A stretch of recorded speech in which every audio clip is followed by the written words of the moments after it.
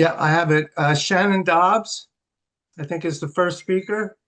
Yes, we need to search about them. This is a team together, the three, Barry Okay. and Sean Shannon, and Raksha Barry, and and Rashka. Raksha. Raksha. Who's here? None of them is there. I received a message, but no problem. Professor Mike, you can give introductory about that the topic, and we can speak together till they Okay. join, Okay. because still there are 6 minutes. Oh, okay, we got a minute. Okay, so we're looking at the smart economy and how artificial intelligence is going to create a transformation in both the public and private sectors. Already, we're seeing AI have some very significant impacts. In academia, I know we're just starting to use AI, and I know it's helped me a lot significantly. I write a weekly column for Newsmax, a publication in the US. And I write my column and I always run it through AI and it cleans up everything for me and works well. We've also noticed in the last, I don't know, 2 or 3 weeks, a fairly large number of companies have announced layoffs. And a lot of those layoffs are due to their jobs being replaced by artificial intelligence. And I think in the short run, there will be some problems with that, in that AI will eliminate a lot of uh, positions. In the long run, though, I think this can be very positive because AI will make every worker more productive. And when you make workers more productive, they become more valuable, they can produce more output, and generally that will help economies of the world to grow. I don't think we fully know yet exactly what AI is capable of doing. We're starting to see it in the beginning now. Some of my friends on Wall Street tell me some of the hottest stocks right now are AI companies, and some of them have just gone public. And there's a number of startups that they expect to go public within the next couple of years as their revenue grows. So I think the future for AI is very positive. Um, and I think the efficiency it will create in the workforce will also be very positive, enable us to produce goods and services at lower prices and therefore offer them to the public at lower prices. That should be beneficial for everybody. What I think governments are going to have to get involved in is what happens in the short term when all of these workers will be replaced by artificial intelligence. يعني ساعات Uh, we come. I'm sorry? Sorry, Professor Mike. Sorry. Okay, all good. I'm calling the presenter. I'm so sorry. Okay. So again, we'll have to see how far this goes, and well, the governments I think are going to have to deal with some of the short-term problems. A number of fairly large companies, Amazon, some large retailers in the U.S. like Target, they've announced more than 10,000 jobs will be eliminated at these companies. Amazon uh, works essentially by their massive software that they have, and they can keep control of, or at least keep tabs on every products that they sell, and how they end up delivering that to consumers. Right now, in the Amazon warehouses, you have workers there. A lot of them are actually on roller skates, and they move around very quickly to wherever the products are that they have to load and ship that day. But in the future, I can see that job being replaced by robots. Um, a little bit of a sidelight here. You may have heard, I guess in the last 4 or 5 days, Tesla has offered their CEO, Elon Musk, a compensation package of $1 trillion, $1 trillion. And it looks like how can anybody pay that? But in order for him to receive that, it's a 10-year span. In order to receive that, he has to do a number of things. Get his robots mass marketed, and there's some number of millions of those he has to have sold. He has to have more Tesla cars sold, a lot of these robo taxis, and a lot of driverless cars. And they set very specific goals for him to reach within the next 10 years. How he's going to do it, and there may not be another person on Earth that could possibly do all this, but how Musk intends to do all this is by utilizing artificial intelligence and getting these robots working and making things more efficient and be able to keep the price down. In addition to doing all that, Elon's working on some of his own new products to come out. He's looking at a cell phone. Rumors say it should be out sometime next year. I don't know if that's fact or not. Sometime next year, and his phone will be hooked up to his satellite system, Starlink. The phone should be much cheaper than the Apple phone or any of the Google phones, and it should be much more efficient to operate. One of the advantages of the Starlink is it pretty much covers the whole Earth. I have a lot of, or some friends. I live at a resort community down beach from Atlantic City. Boating is very popular. I have some friends who tell me they go out pretty far to catch tuna, maybe 100 kilometers. And by having the Starlink, they can get internet service out there, kind of in the middle of the ocean. So Elon has been able to do that, and we've all seen what he's done with his SpaceX and some of his other things. So he's going to rely very heavily on artificial intelligence. And if you can do all that, estimates are it will increase the value of Tesla, that is the market capitalization of Tesla, from the current about 1.5 trillion up to about 8.5 trillion. So they're looking for a $7 trillion increase in shareholder wealth. If they get that, I think they would gladly pay Elon Musk 1 trillion to be able to do that. But all that is possible through the use of artificial intelligence. Okay, so that's kind of my introduction. I see Raksha is on. I don't believe she's supposed to go first, but I don't know if any of the other people who go first are here. Let's see, who are we supposed to have here? Raksha, Barry Tate, and Shannon Dobbs. Are any of those people here? Okay. They're on their way. I'm part of that team.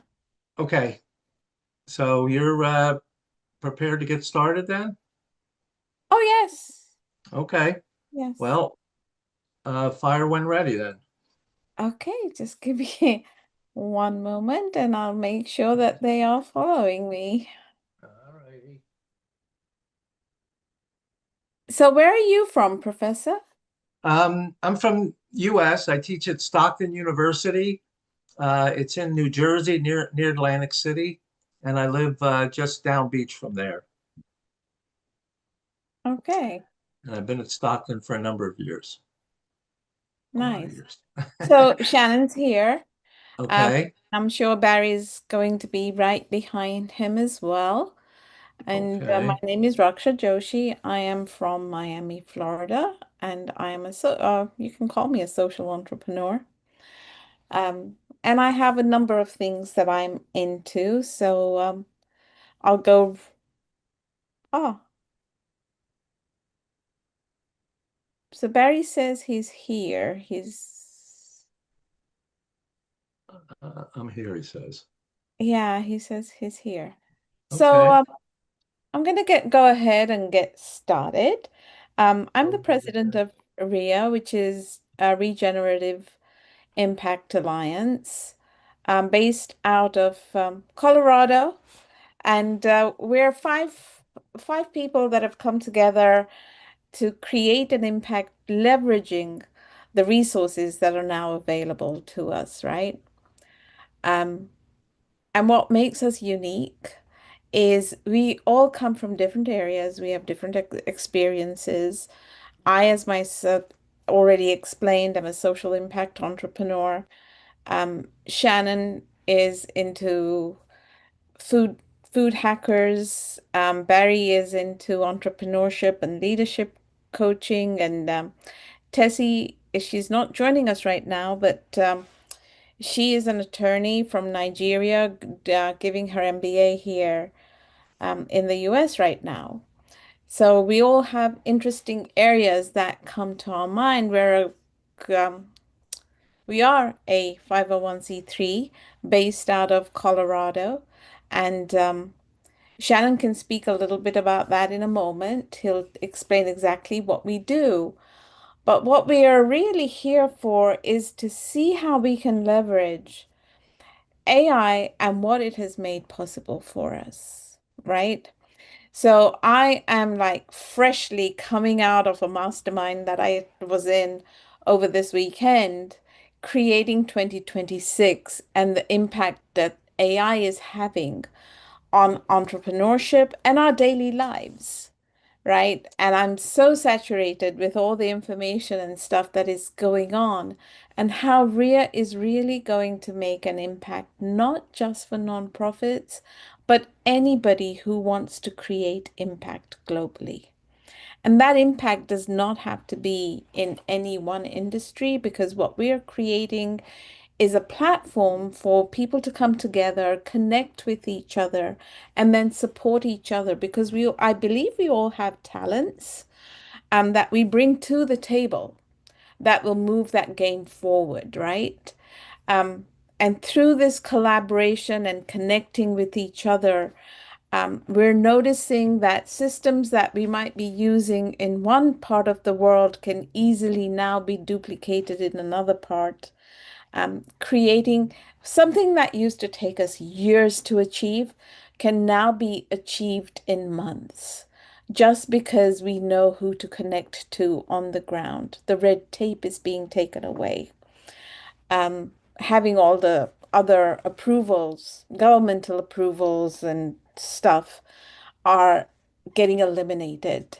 So 5 years ago, I dreamt of a borderless world. And today I can honestly say that through AI, there are no borders. The only thing that holds us back is our imagination and our fear of sharing our thoughts. My thing is, if I share my thought out here, I know there's somebody in this room who can either connect me to a person or can tell me what I can achieve just by declaring and saying, this is what I want to create. So RIA is all about bringing impact, catalyst, entrepreneurs together.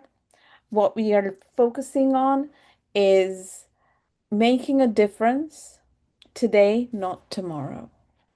So we have a wonderful project going on in Sori Village in Kenya, where we're using a water filtration system, and Shannon will go into that more in detail since he knows the technical part of what is going on and the challenges we have on ground and how we are overcoming them. I just want to introduce RIA as an ecosystem of many gears coming together and really working well, because now we're in sync and there is synergy, utilizing AI, utilizing not just ChatGPT or Claude. I mean, these are just base level, right? We're not even going down deep. But the impact that it is having on people's lives is unbelievable. And that's what we're here to do.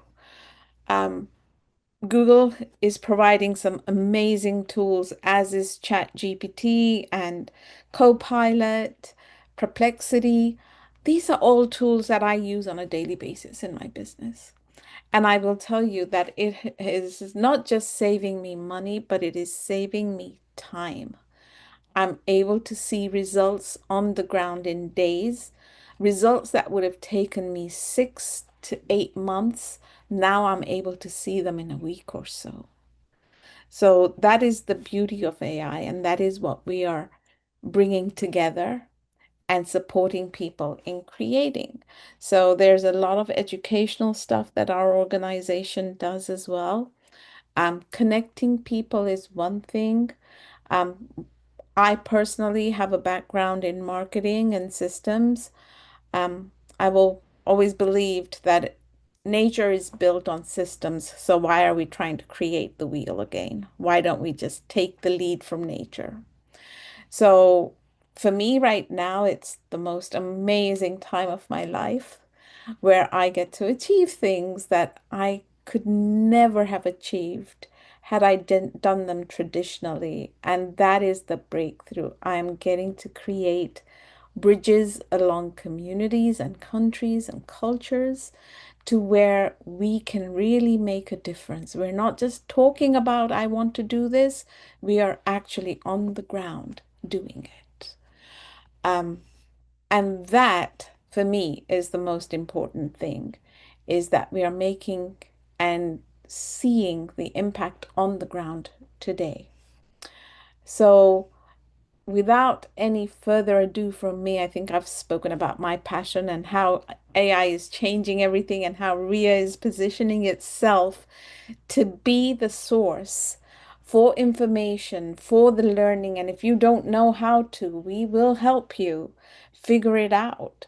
But we're making those resources available and we're taking the noise out because there is so much out there to be learned.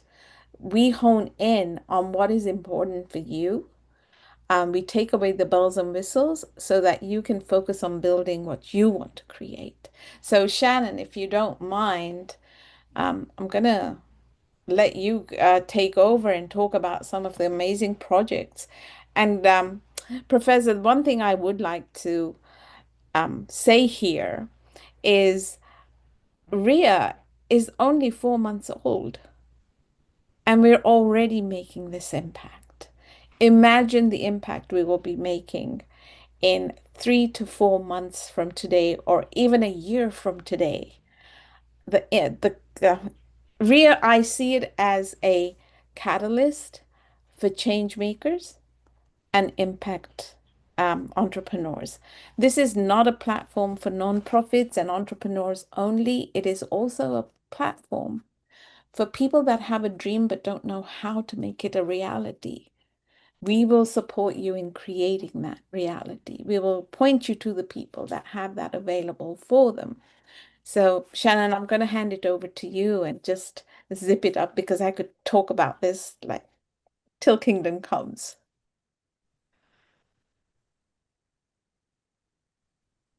I've spent over 30 years of my life in leadership positions ranging from the United States Army all the way through small business entrepreneurism to founding a nonprofit organization in 2016 called On Common Ground. This was in Reno, Nevada, and at the time, our goal was to create a grocery store in downtown Reno, the area's largest food desert.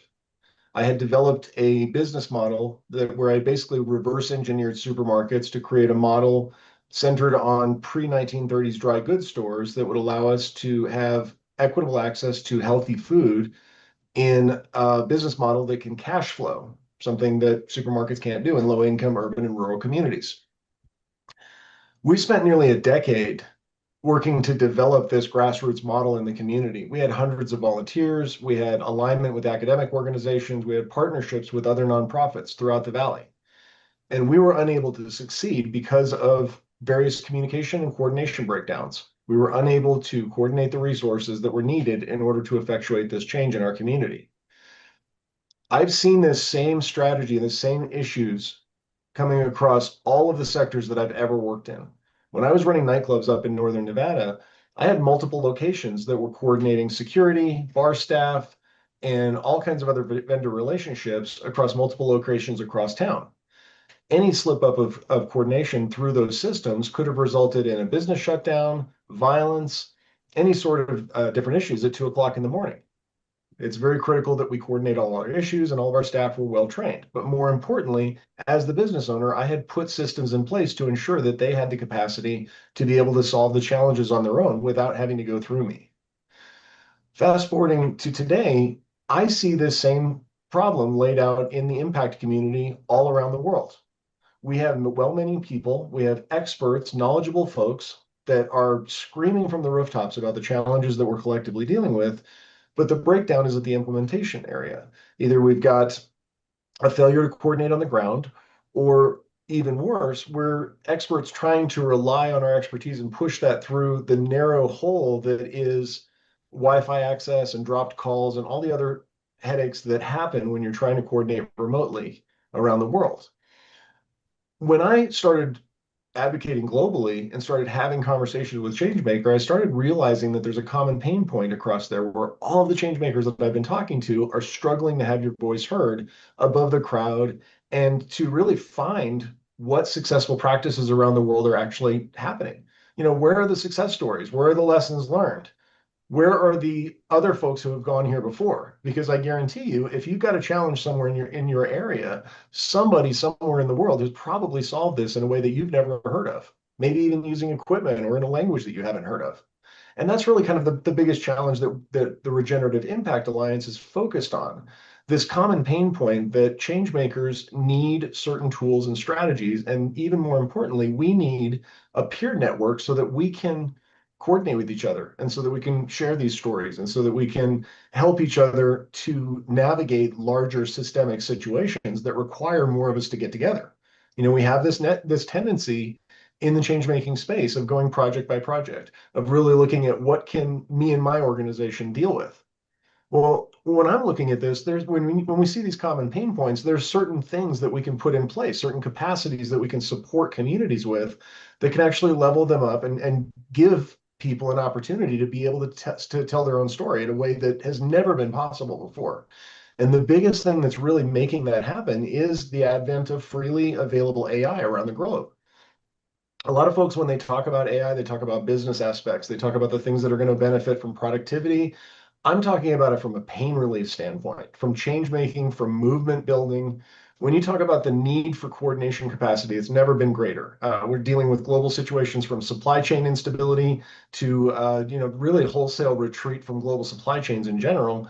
And everybody's really wondering, what do we do? How do we develop community and regional capacity and resilience to be able to weather the storms as the foundations of everything that we thought that we knew is starting to crumble moving forward? I think everybody on this call probably understands. You read the news, you know what's going on around the world today. This is the time that we need to be able to pivot. This is the time that we need to be able to really take a hard look at what tools are available and how can we come together as communities to be able to solve these major issues. The Regenerative Impact Alliance exists essentially to curate these resources. I mean, I'm a nerd. I'm somebody who's really into these tools, and I love figuring out how these things work together. And so I'm seeing a lot of commonalities and connecting a lot of dots that we're now systematizing and turning into tools that we can pass on to other users. You know, everything from, prompts is of course an easy one. Everybody's used to the ChatGPT influence and everything like that. But what about agentic AI? What about the fact that Google now has the ability to vibe code, which means that you just speak in a plain language, this is the app I want, and it'll spit one out. I mean, there's some iteration involved, but really that ease of connection and the fact that these tools have now transitioned from expertise to anybody can use them if you've just got the time to, watch a YouTube video. That democratization has actually opened the door for community change groups to be able to coordinate with each other across tens of thousands of miles and even asynchronously around different time zones simply by transferring documents back and forth and sharing essentially AI platforms. So this is kind of the direction that we're going with this. We're also getting really heavily involved with leveraging other people's expertise. We're really not trying to do it all. We have, there's a huge understanding that if, organizations come in and they try and grow and gain capacity and get bigger and do everything. And our recognition is there's lots of experts out in the world that are doing really good things in everything from regenerative agriculture, agroforestry, silvopasture, all the different components of what goes into that, to marketing. which is a huge part of movement building, because movement building is marketing. It's connecting with communities, it's relationship building, it's all of the different things that we've struggled with throughout our history. And now we've got situations like Go High Level and other tools like that really are designed to create community around products and services, but we're using it really and kind of bringing it back into the impact space. And that's kind of the beauty of where we're going, is we're a bunch of business owners and a bunch of experts that have been in our industries for many, many years, coming in, looking at where those shared pain points are and how we can build this capacity together so that our businesses and the people that we're supporting can all benefit from this. And the cool part about it is that because we're a 501c3 nonprofit organization, our designation is educational research and development. That means that as we experiment with these tools, we get to just document the experimentation. We get to try things out, figure out what works, figure out how it works in different capacities, and then work to translate that into different communities so that they understand how it works for them. And that's really the biggest beauty for it for me. And with that, I'd love to pass this on to Barry, because my goodness, he's got so much relationship and business coaching advice. But Professor, I haven't had a chance to introduce with you either, so I'd love to hear from you too. Yeah, I was wondering if I can ask a question. You started out talking about a food desert problem, and you said you were able to come up with some solutions for that. Oh, yeah. Yeah. Matter of fact, So- some of these solutions have actually been around for decades, and it's the coordination failures that have kept them from expanding throughout the world. So Atlantic City, a population of maybe 25, 30,000 people. It's kind of it's a resort town. So along the boardwalk where the casinos are, or out by the bay where the casinos are, there's a lot of wealth and a lot of things going on. Many of the jobs in the casinos are moderate or low paying jobs. So Atlantic City hasn't been able to attract a supermarket to come into the city. There's a bunch of grocery stores, and if you go outside the city a little bit, there's some farmers market kind of things set up. So they had a couple that have come in and tried, and the biggest problem was pilferage. Grocery stores operate traditionally on relatively low profit margins. And of course, you do volume, and that's how you make profit. But when you have some pilferage and you have a small profit margin, and you get a fair amount of pilferage, that turns the profit margin negative. They've tried a bunch of things, and nothing seems to be working. Every supermarket that comes in ends up staying there a year or two, and then saying, look, we just can't make it unless the city wants to subsidize us. And the city's trying to avoid that. We have a casino redevelopment authority that collects tax revenue from the casino and helps invest into some projects. So the redevelopment authority was willing to contribute some funds so that the negative profit margins went away. And even with that, they were still having trouble getting some kind of profitability. I'm wondering, in the food desert issues that you had, was pilferage a problem? And if it was there some kind of a solution you came up with? All right, I have to ask you first, Professor, are you okay with Really? me getting to the answer eventually? Surely. All right, fantastic. We have plenty of time, so I'm kind of long-winded myself. So whatever you need to say is Yeah, fine. no, we're going to get along. I appreciate that. So I want to give you just a little bit of a history lesson about something that I discovered while I was randomly doing my research for grocery stores. Are you familiar with Freakonomics? Oh yeah. Okay. Trying to think, I can't remember the author's name. It wasn't Stephen Moore, but Oh, I got it I somewhere. can't remember. I thought it was Arthur Levitt or something. I can't remember. But anyway, I'm Oh, yeah, I got I'm him right familiar here. with it. So Freakonomics had a podcast out for many, many years. And in 2019, they came out with an episode where they interviewed this World War II historian that was focused on the agricultural situation back in the 1930s and 40s that led up to World War II, and then ultimately into the arms race and all the situations that we'd gotten into. Everybody's really familiar with the whole thing with Gorbachev visited the United States and saw the supermarkets. And he's like, oh my God, this can't be real. Well, the backstory on that is that all of that was intentional. So in the 1920s, the American Agricultural group at the time, I can't even remember the name of it before the Department of Agriculture, but they had essentially, they got started getting involved with chemical fertilizers. They really kind of started developing in that direction. And so the industrial agriculture movement had started progressing. And in 1930s, the United States created the supermarket model as a way to showcase America's agricultural might on television, so that we could essentially broadcast, this is all the food that we have available, look at our full shelves. This was a strategy that was developed and ran for many, many decades. And so that ended up being our national security movement within the agricultural space, was to develop these supermarkets and to make sure that they got into every community. Starting in the 1960s, that model got so dominant in our society that it ended up basically outcompeting mom and pop stores around the country. And so because of that dynamic, we started losing access in low-income communities and in rural communities to essentially food, healthy food, of any sort, because the supermarket model can't survive in a low-income community. So those razor-thin 2 to 3% margins that you were referring to, that's specific to supermarkets. If you go to a mom and pop store, the margins are much different. And the reason why it's an issue now is because our entire system has essentially worked over to this extremely fast, kind of warehouse specific, very fast movement, high volume, low margin work. And the wholesalers and the distributors and the aggregators all the way up the system has essentially created this system all the way down. So if you try and open up a single store, you're still going to get your lunch eaten by the wholesalers. You can try and change the margins, but it doesn't matter because you have to go through that supply chain in order to get the food to you. Now, the response to that, and this is, I initially learned about this from a guy named Doug Rauch. He was the CEO of Trader Joe's for 35 years before he retired and opened up a series of nonprofit grocery stores called Daily Table down in the Massachusetts area. Definitely recommend you check him out.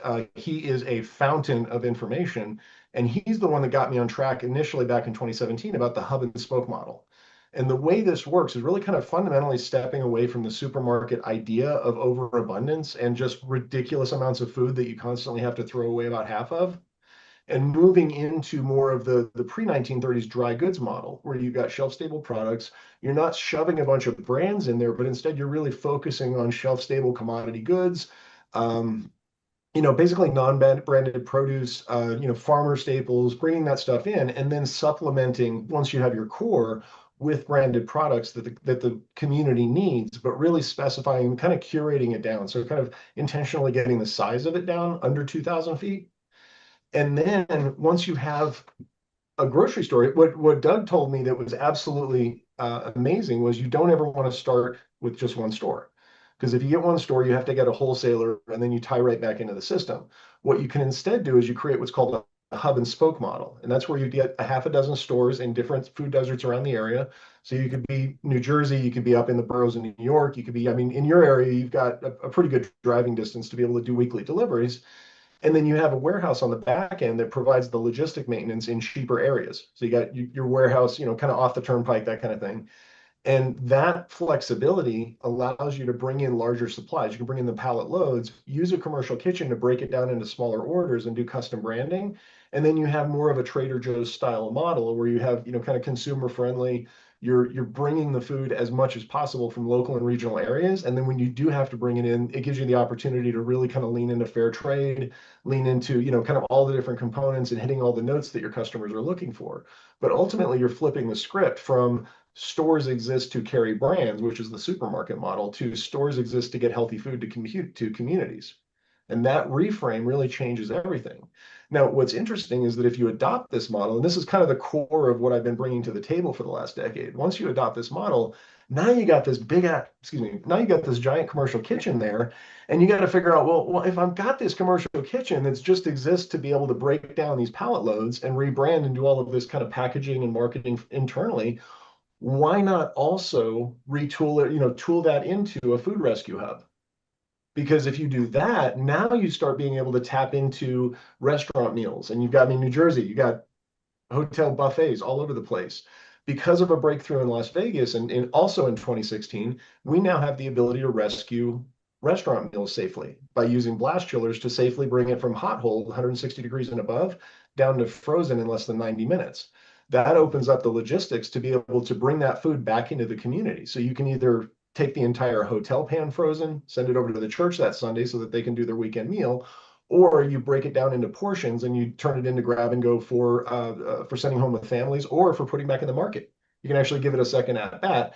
And if you're doing that as a charitable effect, that gives you a revenue producing model, which gives you more sustainability. So you have less dependency on grants. And that's a common theme that we really point to in RIA, is that we're collectively looking at the realization that the grant system is under attack. There's a very significant push to end funding for a lot of the social safety net that we have in existence right now. And there's a whole lot of organizations that are panicking right now because they don't know what to do. They don't know what's the first step, because nonprofits fundamentally really don't know how to business, other than large corporate, like this is how we get grants and this is how we deploy and do projects. What RIA really is here to do is to help people to understand this is how small market capitalization works, this is how marketing works, this is how business fundamentals work, and this is how you use cooperative and collaborative strategies versus competitive strategies to grow markets and basically grow the size of the pie. We're employing this, well, I mean, I live in Denver. This was intended as a US situation, but what I've found over the years is that the US markets and the US nonprofit sector is very resistant to change. And so what I've done over the last year and a half is to start pivoting overseas and look for partner groups around the world that are ready and willing and interested in moving forward in different strategies. And so that's where the whole situation with Sori Village started coming from. Raksha was she was mentioning Sori Village in Kenya. This started out 6 months ago as a random Zoom call where the fellow Walter Combo, who's the representative for his village, was trying to get support for doing boreholes to get clean water, because they have a critical access issue there. They're right next to Lake Victoria, which is the largest freshwater lake in Africa, but the water's polluted, so they have to do very expensive boreholes. It constantly breaks down. They don't have revenue to be able to maintain the equipment. And so it's that constant. This is a situation that's kind of standard across Africa and around the world in developing nations. What we did instead was we suggested, well, why don't we put inline filtration systems, like a multi-stage filtration system from the lake, build a lagoon, so you have 97% clean water in the lagoon. You can create aquaponics, and then you put an RO filtration system on the other end of it with a card reader system attached. Now, because I was a nightclub owner, I know that card reader systems allow you to basically control and create the market. Once you have access to those resources and you can create accounts, everybody in the village now has their account. So for $5-6 a month, they now have unlimited water for their family. Everybody that's not in the village can also get an account, and they can pay by the 5 gallon, the jerry can or whatever they need. Maybe they roll up with a truck, and because we're engineering this for a robust enough system that it handles all 25,000 residents' needs, plus addition if they need, they can move that over towards, ecotourism. They can move it over towards ice making. They can start getting into processing capacity so that they can rescue more of the harvest and more of the catch from the fish. They can now get into waste to value situations where they're turning those fish heads and the scales into topsoil that's going back on the farms, reducing irrigation costs and actually improving the value of the crops going to the next yield. So this is how we're really showing them, okay, this is how you basically build a market from scratch when there isn't one. You look over to the other side of the world, we're having the same conversations with folks over in Trinidad. Matter of fact, Barry's friend, Lionel Suturin, is a waste to value specialist who does mulching in the islands. And we started talking to him about humus-oil and other capacities for basically turning, massive amounts of food from the hotels, from agricultural uses, from all kinds of different situations on the island into a soil amendment that actually reduces irrigation needs, which is massive on the islands. I mean, it's such a huge need.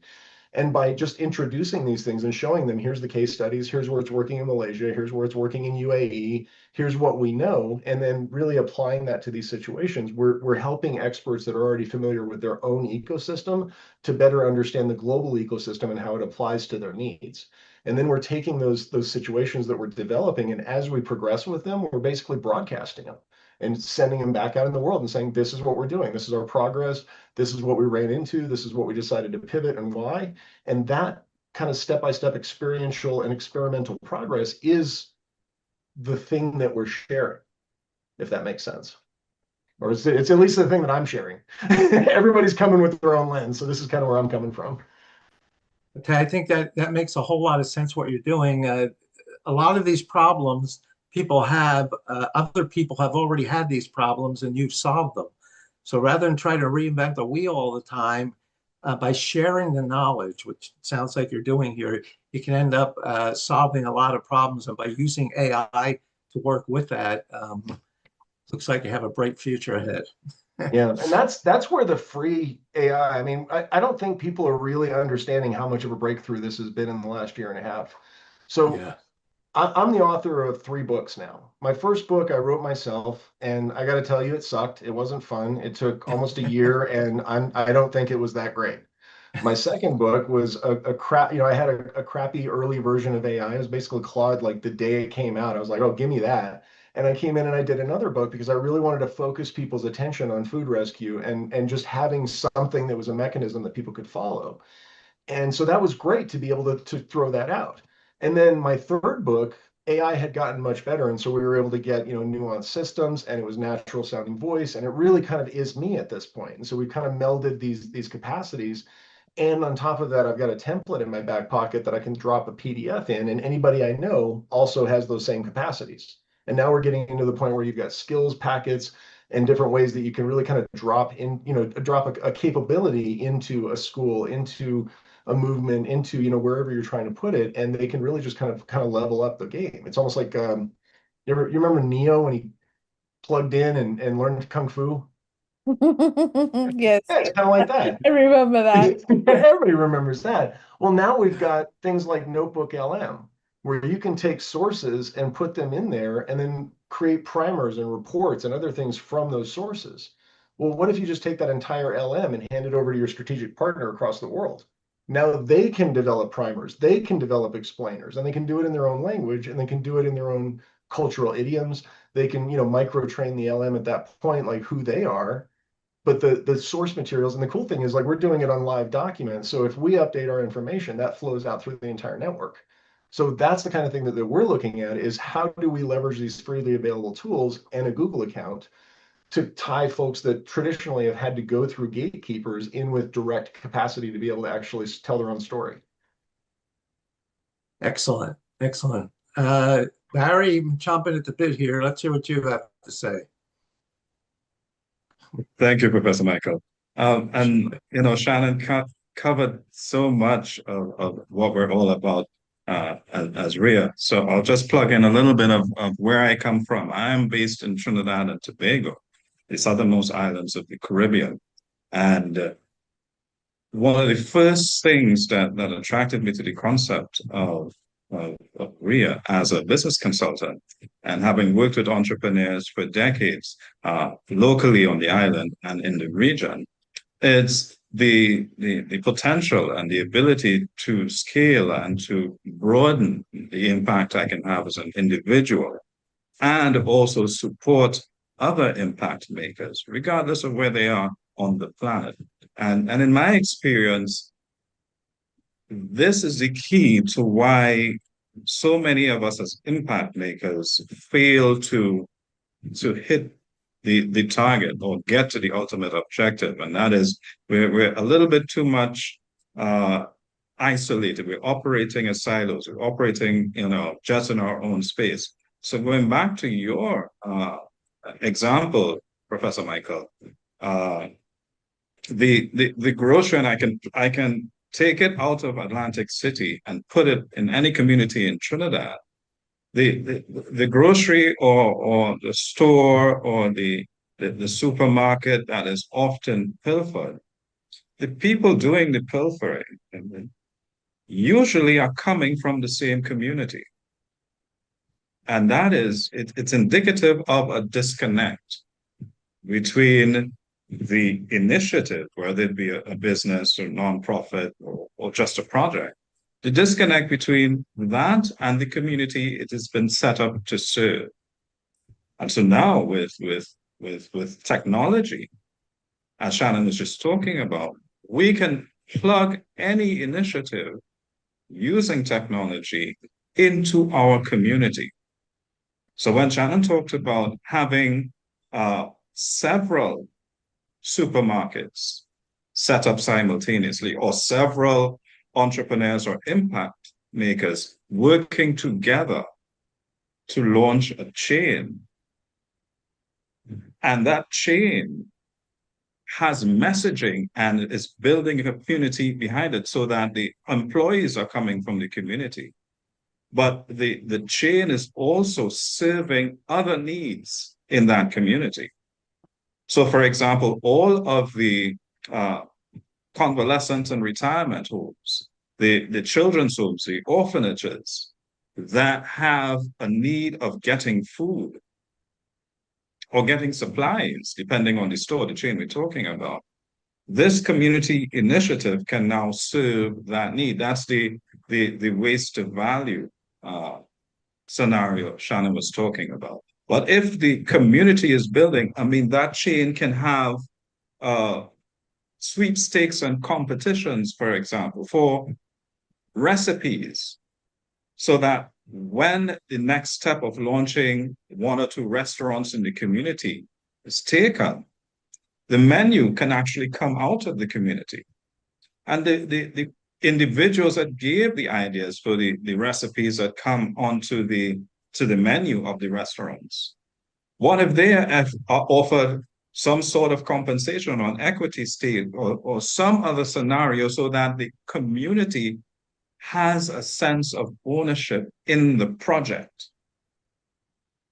It's going to be a lot harder now in that scenario for someone to stand by and watch their neighbor or someone from their community rob a business or steal from an impact initiative that they feel they have a sense of ownership of, because they're involved in, because the owners are communicating. When the community council gets together, the ownership of these businesses turn up, but they're not only turning up to talk about their next special or their next deal, they're actually connected and plugged into the community.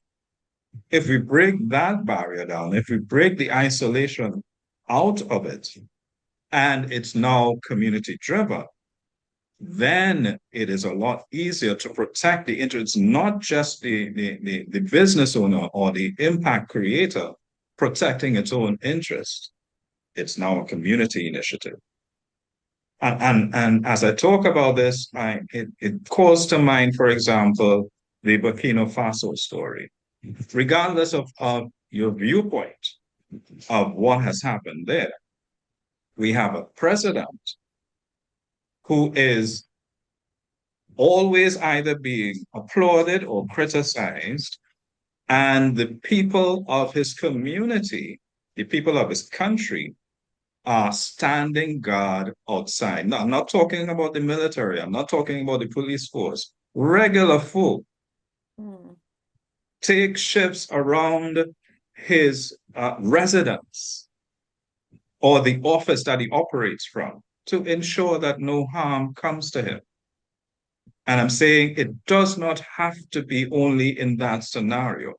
If we're able to really form strong collaborations and communities around what we're doing, because we're really solving clear and present danger problems, there's going to be greater responsibility.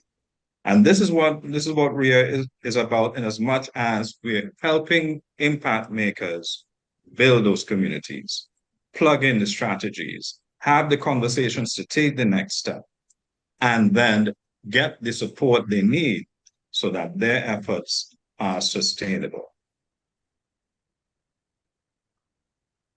Excellent, Barry. A couple of things you mentioned, I just want to comment on, if I may. Sure. The community engagement, I think, is extremely important. If it's just, people in the community going to a store and just it's a transactional relationship, that's one thing. But if the community feels they're engaged with the store, and the store gets engaged with the community, and just simple things, sponsoring a Little League team, offering to help in food banks and things, so that people feel that the enterprise is in the community. Once people feel that, I agree with you, that they're not going to want to see the store hurt, because they feel an attachment to them. So I think that community engagement, I think, is extremely important. Indeed. Another thing, oh, I'm sorry. No, go ahead. I was just agreeing with you. Indeed, I said. Okay.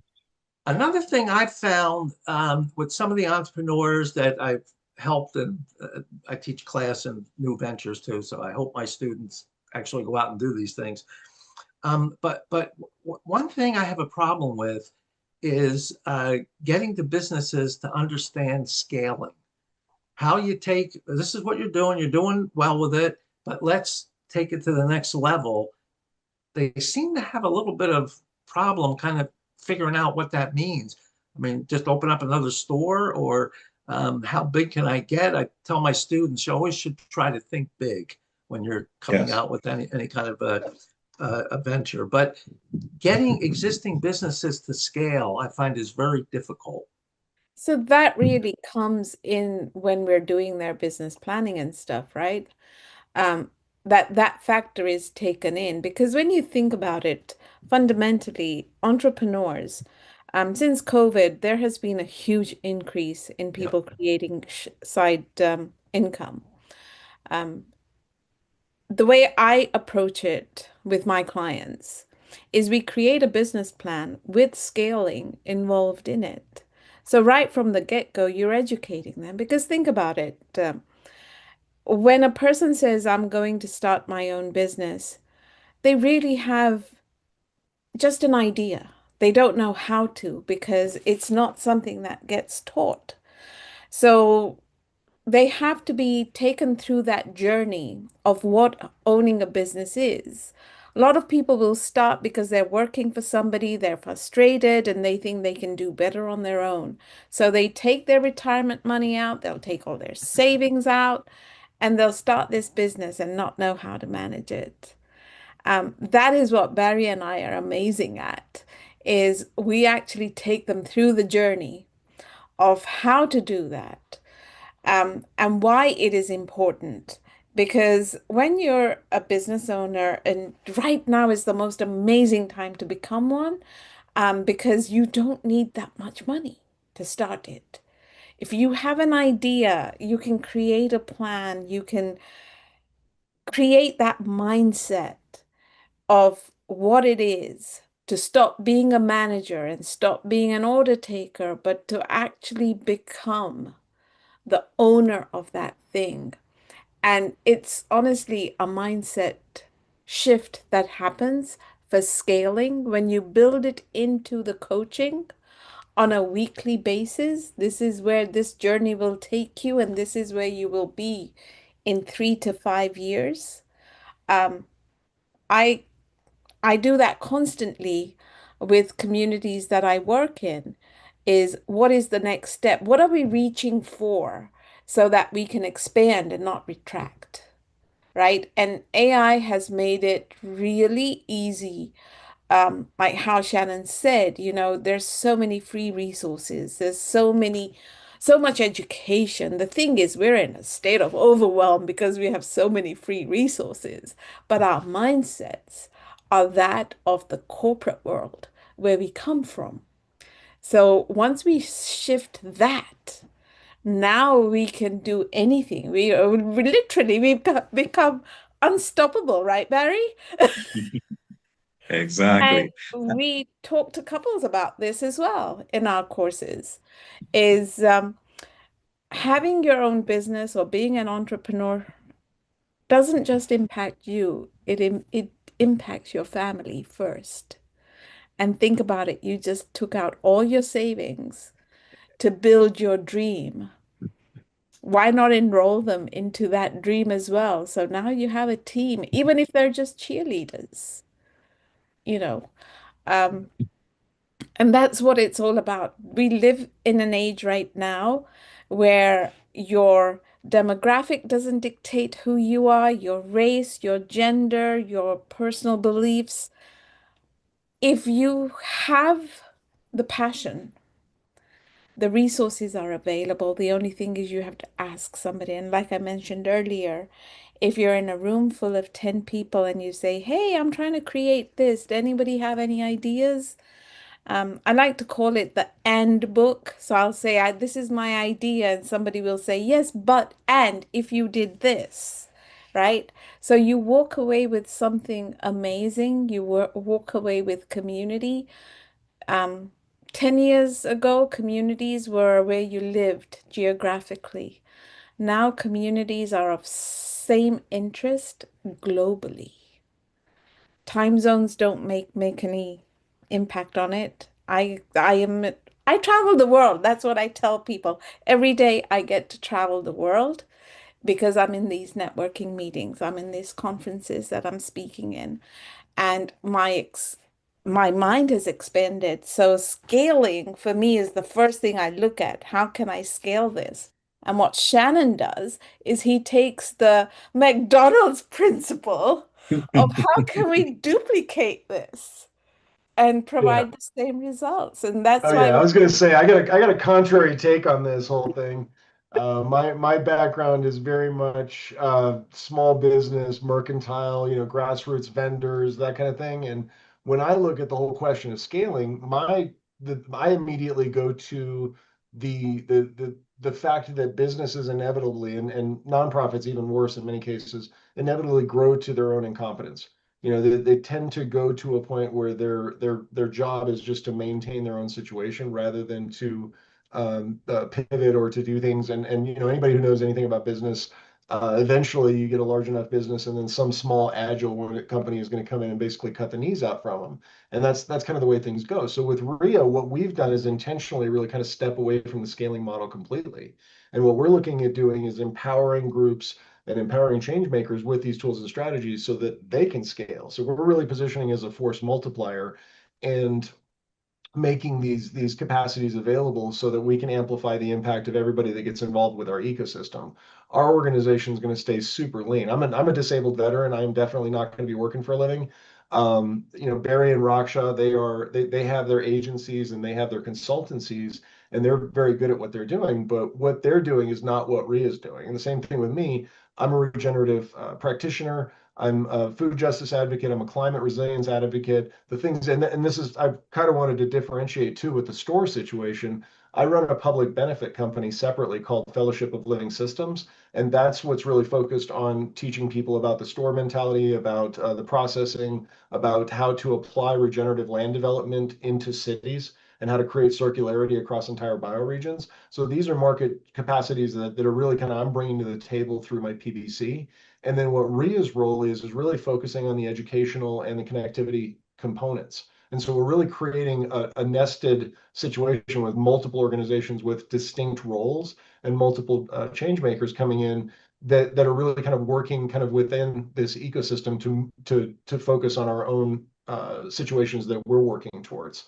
And that creates a really nice situation for anybody who wants to come into this ecosystem because it doesn't require ideological conversion. We're not asking you to go become RIAites or anything like that. We're just saying, hey, use the tools.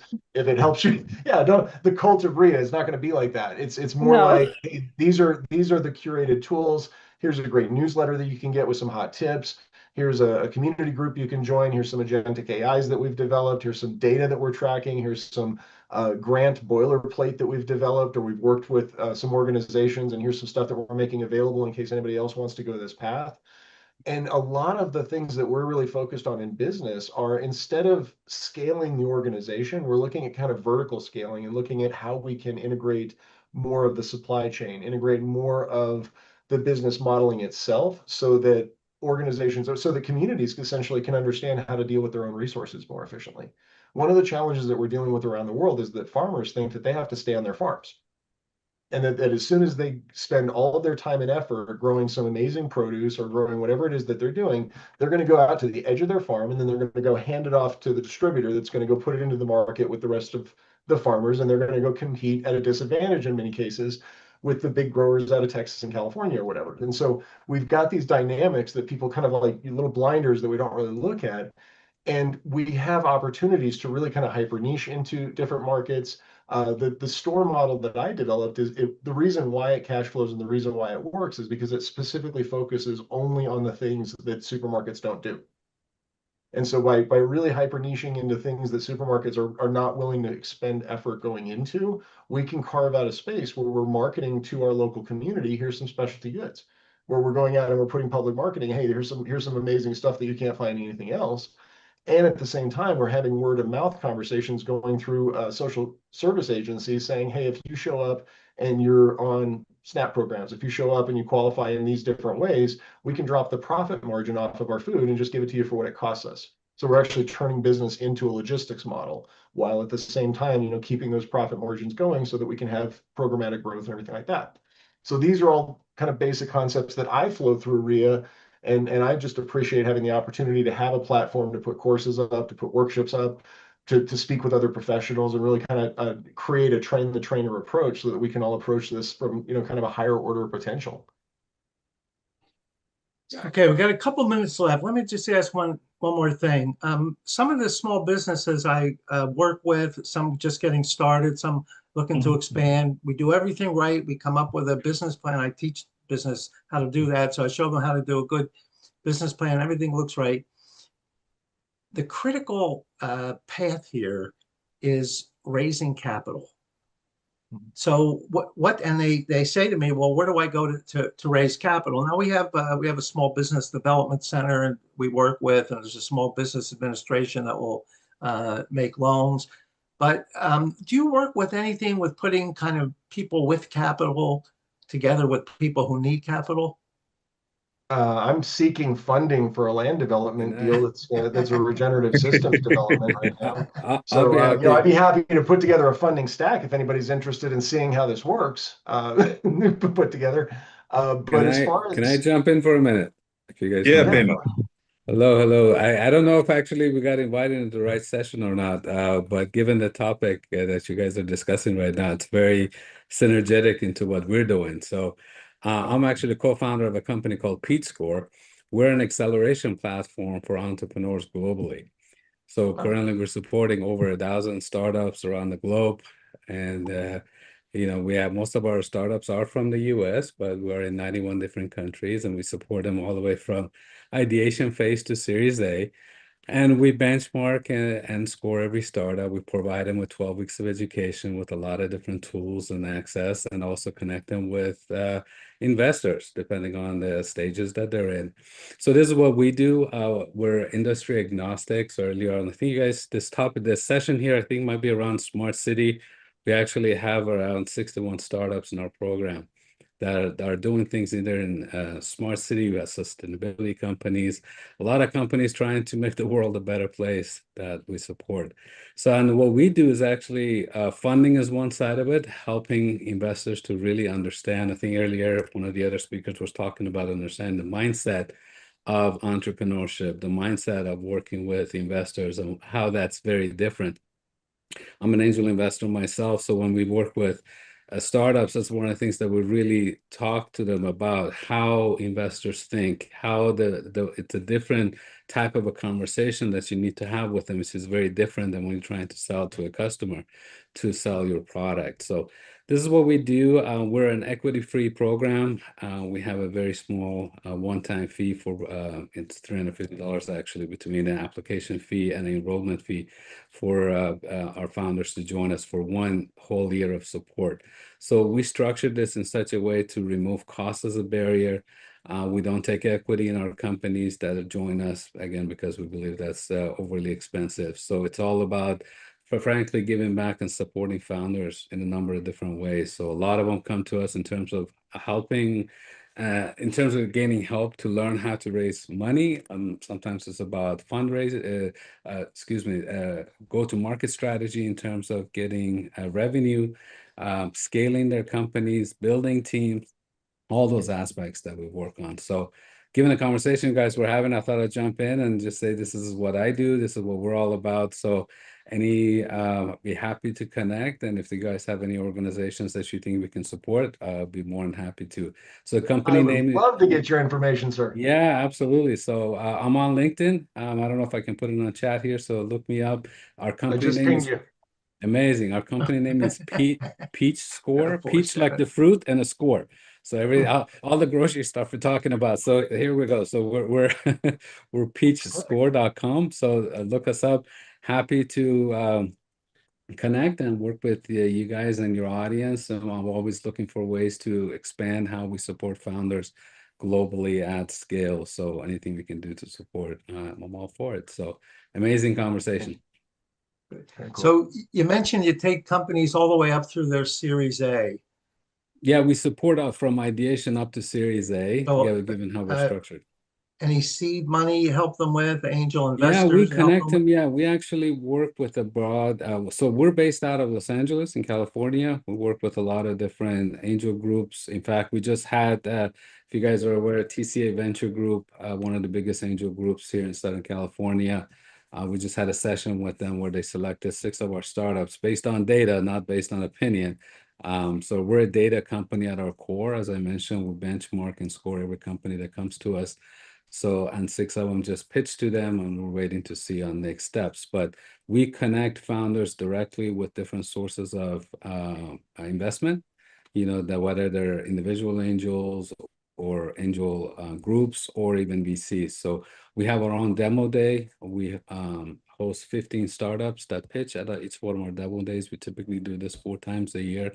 And we're industry agnostic, as I mentioned. So we invite a large audience from varied background into our sessions. So our demo days are open. If you go to our portfolio section on our website, you'll be able to see past graduates and statistics around our program. So we do a lot of, and we also, one of our things that we do, kind of, I see it as an industry leading and first, we hold daily office hours. So twice per day, founders can come in, and everything we do, by the way, is virtual. No one needs to travel anywhere. It's all done through Zoom. So twice per day, folks can come talk to us, our mentors, and anything about their company, learning how to pitch, building pitch decks. And this morning I had a founder that was talking about adding a CRO, to talking about pivoting the company. So we're able to really support founders in a number of different ways through our program. And you know, we believe founders need more support than what typical accelerators do in like a 10-week program.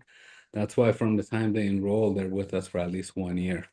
And we're seeing most of our founders actually opt in to stay with us longer than that. So it's a long-term journey. Entrepreneurship is not a quick overnight thing. You know, although we Perfect. all would love to have that quick overnight success, but it is a long journey. So, and that's what we're all about. So.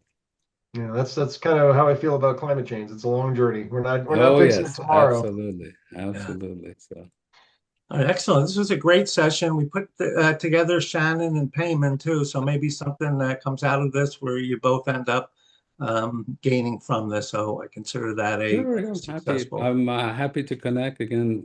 Look me up on LinkedIn, just my last name and first name, last name. You'll be able to find me. Always open to connecting, having conversations. So happy to support. Cool. Okay, I'm just writing your name down here, so okay. Excellent. Well, thank you all. This was very interesting. I learned a lot myself here. I try to learn a little bit out of every one of these that I attend. So thank you all so much. And I think we're ready for I'm on the East Coast here, so it's 2 o'clock in the US. So I think we're ready for the next session. Let me just see here. Well, it's a pleasure meeting everybody. Thank you. Are these people here? Thank you all so much, too. I appreciate this. Are any of these people here?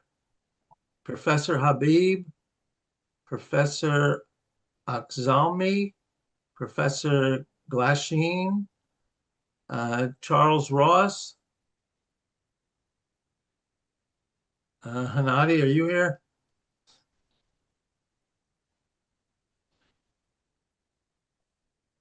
I'm looking for any of these people. Hi, Mike. Yes. Yes. Amish is there. I don't know. Professor Mo'min Hatib is there. I think so. Okay. Let's see who wants to start off here. So, Professor Michael, unless the topic here is around entrepreneurship, I'll go on and jump off to my other call. Is there, what's the topic on this session?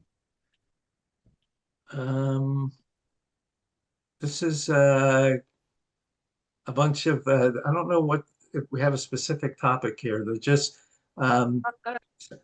some people, Hanadi?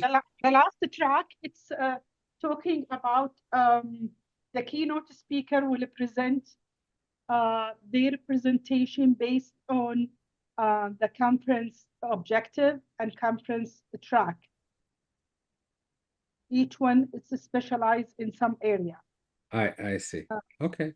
Do Can you are you present? Are you speaker in our conference?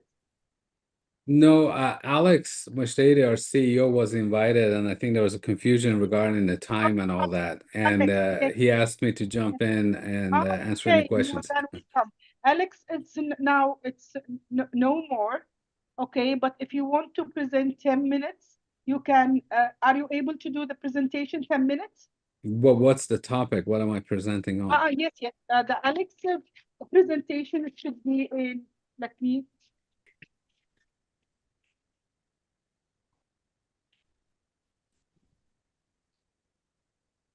I'll be happy to share more details about Yes, our company if you like. about the smart city and infrastructures. No, that was a misalignment. He did mention me that. So we have founders in What our is your program. specialization? You want to speak about your accelerator, right? We can do that. I can share more about the company. I just Yes, did go that ahead briefly. and do it. And why don't we Professor start Mike, there? Professor Mike, he missed the presentation, the CEO missing the presentation during misreceiving the email. And now they sending someone in behalf of them to present. Go ahead till now, locate Mu'min. Sure. Yeah, I can let me download, let me grab a presentation how that are I can you? share with you guys. Good. Are you Nice to okay? connect. Yeah, anytime. Anytime you want me to so go. much. Thank you. Everything I'm hearing is connected anyway. So Yes, exactly. Just give me 1 second. I wasn't prepared to present, but let me pull up it. I can share with you guys our overview of the company. Perfect. And let me see down here, this presentation. Okay, I gotta get rid of a few slides here. 1 second.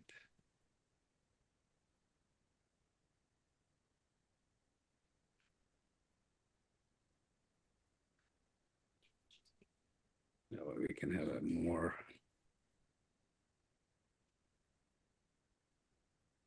You guys don't need this. Let me just give you guys an overview.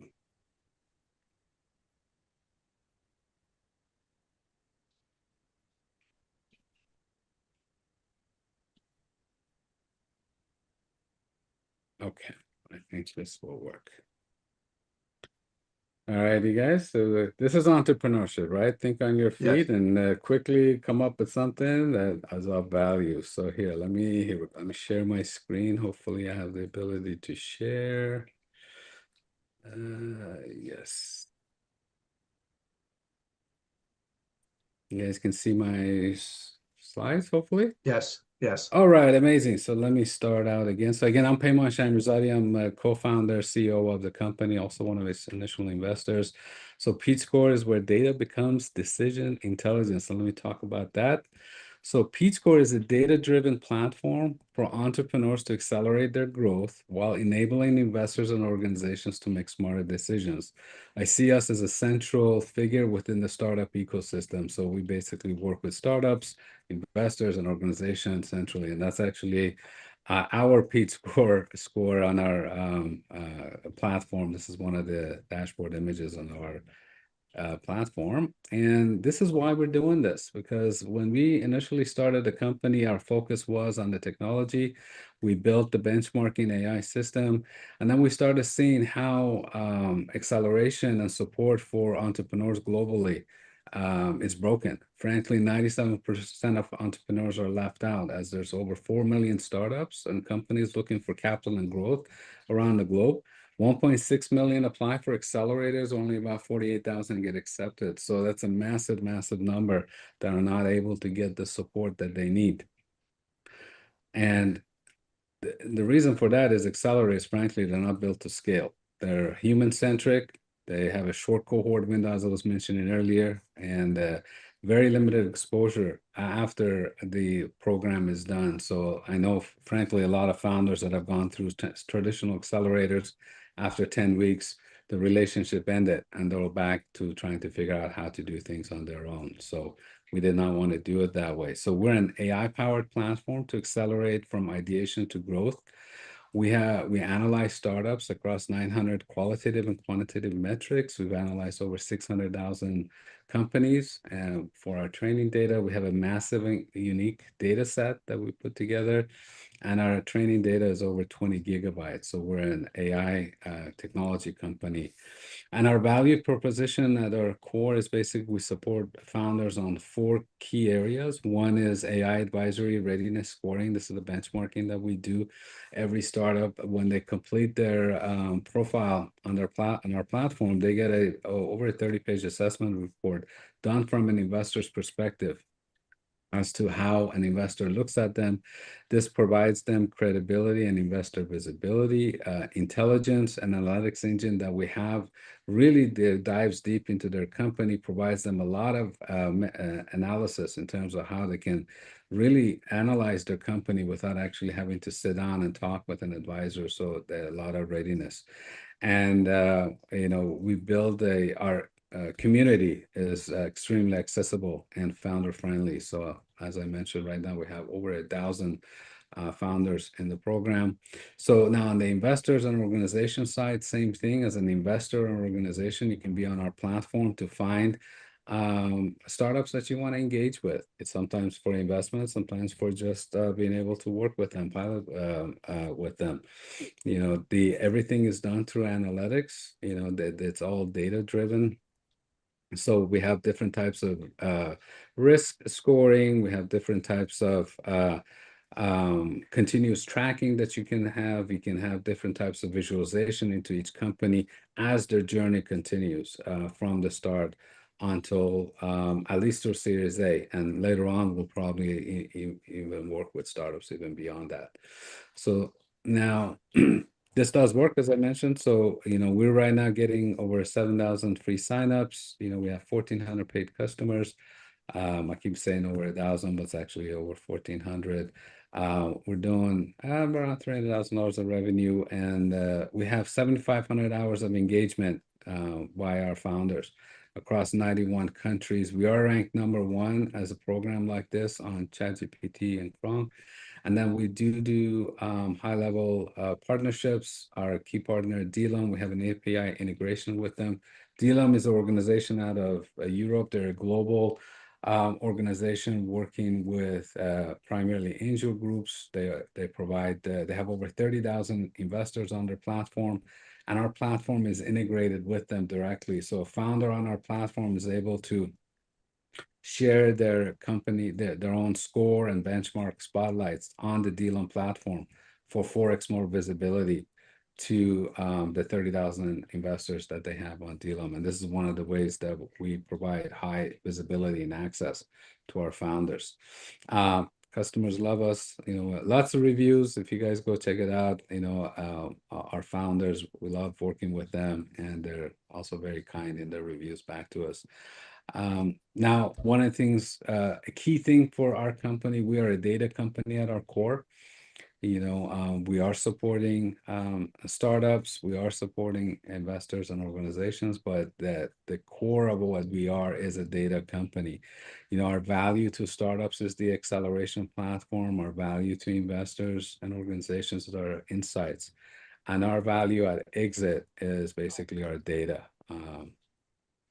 And one of the things about our technology is purpose-built in-house. We built our AI system over the past 4 years. We own every piece of it. It is our own platform and APIs. It is a closed and secure SLM model that we've created. And this is the P-score, basically. It uses our extensive data. That's the scoring system and the benchmarking system at a high level.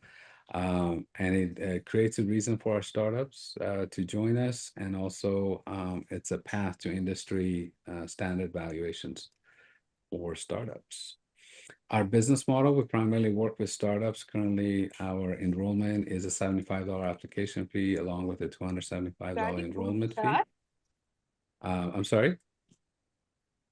Oh, I heard something. And we also do work with investors organization and have a data licensing model that's coming on board. In terms of competitors, who we compete with, we basically see traditional accelerators like YC, Plug and Play, or programs such as Founder Institute, also even nonprofits out of schools and consulting firms. We actually see ourselves more as a complementary solution to all of these different types of solutions. We can work with many of them. Plug and Play is actually our lead shareholder in our company. So we believe we're structured in such a way that we're able to support a number of these organizations in a number of different ways. LMU, as an example, Loyola Marymount University is also one of our partners. So even though you can say there's some competitiveness in nature, but realistically, these are all potential partners to us, and we're more than happy to work with any of them. Here's our team. So again, I'm the co-founder CEO of the company. I have a computer engineering background, and I've been around the industry for over 30 years, from Fortune 500 companies all the way on to many startups. Our founder, CEO and CTO, Alex Moshehedi, he has been a serial founder. He actually was part of Plug and Play and ran their media advertising accelerator that he created with the $10 million fund that he was investing. And then we have the who's who of industry advisory board. So Dave Berkus, the founder of the Berkus Method, Richard Sudek, David Friedman, Sid Mohaseb, all these folks are extremely well known in the startup scene. Many of them came from TechPost Ventures. Rahim Hamidi is also our advisor and also part investor in the company.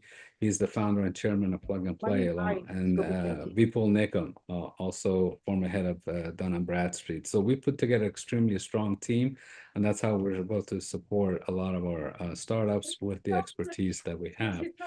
And that's it.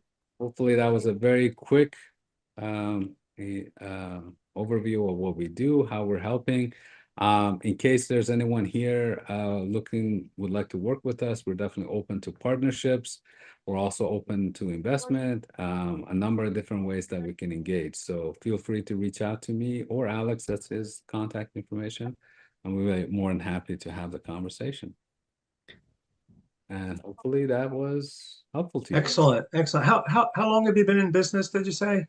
We launched the company back in 2021. We started building our platform then. We launched the accelerator on top of it in its current form late last year. So we've been at the acceleration platform the way it is right now. So there's been a lot of pilots and a lot of things that we've done beforehand. So it's been a little over a year since we built what I just shared with you. But the company it's been around since late 2020, early 2021. Excellent. Well, I hope if there's some people on the call interested, I think you're a real good source for them. Amazing. Thank you so much, Yeah, my Damon. I know pleasure. you did that ad-libbing sort of. Yeah, that's okay. No worries. No worries. I appreciate Happy to that. do it. Yeah, pleasure. And Thank by you. all means, if anyone on the call would like to connect with me, just reach out to me on LinkedIn. Be more than happy to connect and have conversations further. And with that, I'm going to jump off unless you need me to stay around for anything. No? All right. Thank you so much. We My appreciate pleasure. it. Absolutely. You're quite welcome. Bye-bye. Okay. Anybody else here? Hanani, we've got 5 people supposed to speak. You know if they're here?